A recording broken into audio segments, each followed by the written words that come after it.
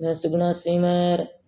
जो मेरे फेसबुक के सदस्य मेरे साथ में प्यार से जुड़े हैं तो हमेशा प्यार से जुड़े रहिए। मैं भी आपसे प्यार करती हूँ।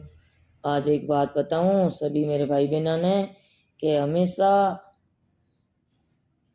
रिश्तेदारियों प्यार रखो और पड़ोसियों प्यार करो, क्योंकि काम आमने रिश्तेदारी और पड़ोसी आवेला। जे आमनो हाँ निकल गयो तो ए घराड़ा काम नहीं आवेला। ए घराड़ा तो बेहोश जी अने हॉस्पिटल ले जना भड़ पड़ी ए पड़ोसी ले जी रिश्तेदारी ले जी। तो आंग लुगायांग बाता में घराड़ांग बाता में नहीं आनो। हमेशा पड़ोसियों और रिश्तेदारियों प्रेम भाव राखनो। हरबेना थी थारा धनी है अने आगे भाइयों अलग मती करो थे एक लिखे करो। तो हमेशा पड़ोसियों रिश्तेदारियों प्रेम भाव रखो।